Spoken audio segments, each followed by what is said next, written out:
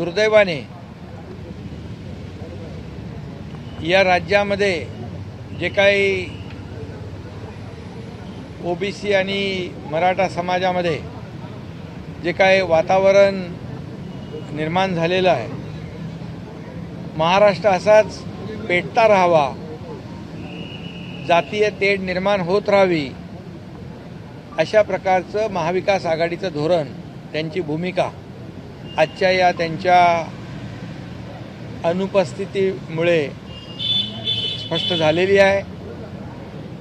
खरं म्हणजे महाराष्ट्र हा पुरोगामी आपलं राज्य आहे।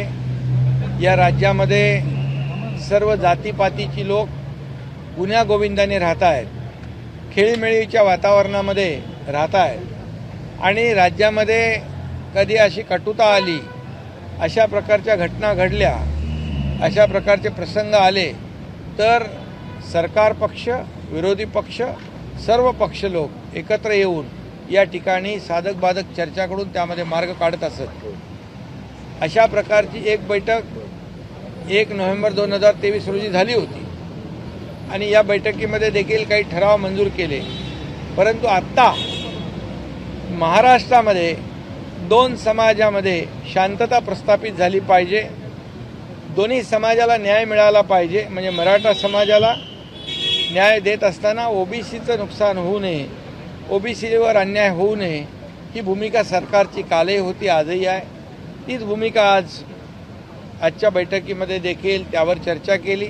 परंतु महाविकास आघाडीला मी मगाशी म्हटल्याप्रमाणे या दोन्ही जातीमध्ये संघर्ष, तेढ निर्माण व्हावी, तशाच प्रकारची ती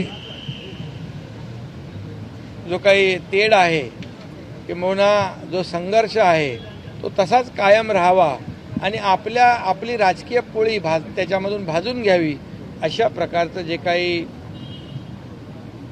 चित्र किंवा त्यांची भूमिका ही आज महाराष्ट्रासमोर उघड झालेली आहे। आणि म्हणून आंदोलनकर्त्यांनी देखील या बाबीचा निश्चित विचार करावा की मराठा आणि ओबीसी या समाजाबद्दल किती प्रेम आहे या लोकांना, याचा देखील विचार करावा।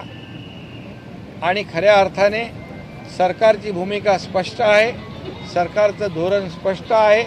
मराठा समाजाला देखील आम्ही आरक्षण दिलं 10%, कायद्याच्या चौकटीत बसून सुप्रीम कोर्टाच्या डायरेक्टिव्ह, सुप्रीम कोर्टाने जी ऑब्झर्वेशन मांडली, सुप्रीम कोर्टाने ज्या त्रुटी दूर मांडल्या, त्या त्रुटी आम्ही मागासवर्ग आयोग स्थापन करून, गठीत करून ते आरक्षण आम्ही दिलं। नमस्कार। मन शुद्ध तुझं ही वेगळ्याच प्रकारची मालिका तुम्हा सगळ्यांना खूप आवडली होती। याचा दुसरा सीझन कधी येणार अशी विचारणा झाली। प्रतीक्षा संपली आहे मित्रांनो, येतोय मन शुद्ध तुझचा दुसरा सीझन। होई मन शुद्ध तुझं।